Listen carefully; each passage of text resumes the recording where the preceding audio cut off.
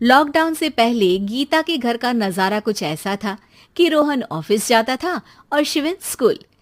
जिनके घर से जाने के बाद गीता काम खत्म करके बाकी समय आराम करती थी।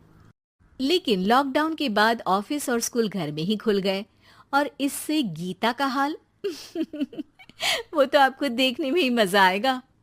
शिविन, ओ शिविन, महाराज उठने के लिए क्या 21 तोपों की सलामी लेंगे? अरे बिस्तर से बाहर निकल, ऑनलाइन क्लास स्टार्ट होने वाली है। अरे तुम भी हद करती हो, स्पीकर की तरह चिल्लाने की क्या जरूरत है? दिख नहीं रहा मेरी कॉन्फ्रेंस चल रही है। अब कैमरा और स्पीकर ऑन कर रहा हूं, मुझे कोई शोर नहीं चाहिए। इस पर जैसे ही रोहन लैपटॉप का कैमरा और स्पीकर ऑन करता है तभी कुकर की सीटी बजती है। करा लो अब इसे चुप। लॉकडाउन नहीं हुआ, मेरी मौत का फरमान जारी हो गया। दोनों बाप बेटे ने नाक में दम किया हुआ है। ऐसा बोलकर गीता वहां से शिविन के कमरे में पहुंच जाती है, जहां शिविन अभी भी सो रहा होता है। ओ आलसी, अब अगर 5 मिनट में नहीं उठाना तो आज तेरा गेम और यूट्यूब कैंसिल। माँ की बात सुनकर शिविन बिना 1 मिनट गंवाए उठ खड़ा होता है। उठ गया, अभी नहाकर भी आता हूँ। ये नाटक कहीं और, मुंह पर गीला कपड़ा मार और पढ़ने बैठ। शिविन की ऑनलाइन क्लास स्टार्ट हो जाती है, जिस पर गीता उसे वहां बिठाकर रसोई में चली जाती है।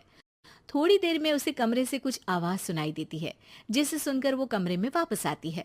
हाय राम, तुझे क्लास अटेंड करने के लिए बोला था, कैमरा ऑफ करके बिस्तर पर नाचने के लिए नहीं बोला था। मम्मी मुझे कुछ समझ नहीं आ रहा, आप बाद में पढ़ा देना ना, वैसे भी अटेंडेंस तो लगी गई है। हाँ हाँ बेटा, जरूर बन जा। तू अभी से हम सबका बाप बन जा। अरे नहीं मतलब कहाँ से लाते हो इतना दिमाग, और पढ़ाई करते हुए ये चला कहाँ जाता है? नाइस क्वेश्चन, दिमाग से पूछकर बता दूंगा। शिविन की बातों से परेशान होकर गीता उसे मारने के लिए जैसे ही आगे बढ़ती है तभी वो कमरे से बाहर भाग जाता है। अब शिविन आगे आगे और गीता हाथ में चप्पल पकड़े उसके पीछे पीछे पूरे घर में दोनों घूम रहे होते हैं।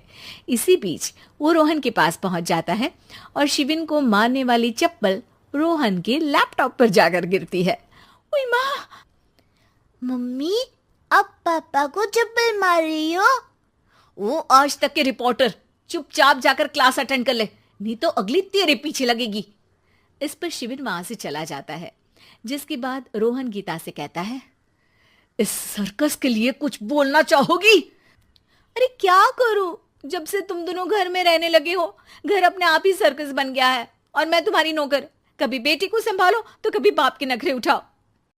इन्हीं सब उथल पुथल में दिन बीतते रहते हैं, जिसमें हर रोज घर के अंदर कुछ नया सियप्पा खड़ा मिलता है, जो ज्यादातर शिविन और रोहन के ऑनलाइन स्कूल और ऑफिस से रिलेटेड ही होता है। एक सुबह, शिविन चलो उठ, आज की क्लास जल्दी है। कैमरा ऑफ करके आप अटेंड कर लो। अरे ऐसे छित्तर पड़ेंगे दादी नानी सब एक साथ याद आ जाएंगी। गीता की लाख मशक्कतों के बाद क्लास तो खत्म हो जाती है, लेकिन उसके बाद शिविन फोन इस्तेमाल करते हुए इंस्टाग्राम रील बनाने लगता है। रसोड़े में कौन था? तुम थी, मैं थी, कौन था? कौन था? हाँ, मैं गरीब हूँ, मैं गरीब हूँ। अरे ओ गरीब के बेटे, आजा मैं बनाती हूँ तुझे गरीब। मैं बताती हूँ रसोड़े में कौन था। पढ़ाई करने बोलो तो इनकी माँ मर जाती है और ये पागलपंतियां जितनी मर्जी करा लो। गीता शिविन को डांट रही होती है, तभी रोहन बीच में बोल पड़ता है। अरे बच्चा ही तो है, इतना गुस्सा क्यों कर रही हो? बेटे का साथ देने की इसी एक कोशिश में अब शिविन के साथ साथ रोहन भी गीता के गुस्से की सूली पर चढ़ जाता है। अगर बेटे पर इतना ही प्यार आ रहा है तो इसे क्लास अटेंड क्यों नहीं कराते, इसका होमवर्क क्यों नहीं कराते? उस समय तो बहुत जल्दी मीटिंग आ जाती है, वो काम मैं करूं और यहाँ इस बेफिजुली की चीज में तरफदारी करके बन जाओ महान। हे भगवान, कोई तो इनके ऑफिस और स्कूल खुलवाओ, मैं इन्हें और घर में नहीं सह सकती। अरे कुछ और मांग लेती, क्योंकि तुम्हारी ये विश इस साल तो पूरी होने से रही, कोरोना। हाय नास बेटे ने जिंदगी ही बर्बाद कर दी। खाए कोई पचाए कोई, कल मुझे चुन चुन कर सबको मेरी बद्दुआ लगेगी। उन्होंने दुनिया का और इन बाप बेटे दोनों ने मेरा जीना मुश्किल कर दिया। गीता वहां से चली जाती है, जिसके बाद रोहन शिविन से कहता है, अरे तुम्हारी मम्मी इतनी भड़की हुई क्यों है? आपकी वजह से पूरा समय घर में रहते हो और उस पर कोई काम कराने की जगह बस ऑर्डर देते रहते हो। अच्छा बेटे, सारा इल्जाम मुझ पर, पूरा दिन तो वो तुम पर ही चिल्लाती है।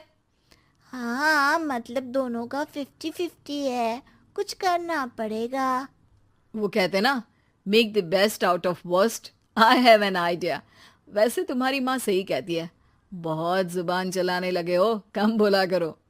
अगली सुबह रोहन और शिविन अपनी गलती को सुधारने के लिए गीता के उठने से पहले घर का आधा काम खत्म कर देते हैं, जिसे देखकर गीता खुश हो जाती है और फिर बाकी बचा काम वो तीनों मिलकर पूरा कर लेते हैं। जिसके बाद अब वो सब मिल बांट कर हर काम में एक दूसरे की मदद करते हुए लॉकडाउन का मजा लेने लगते हैं।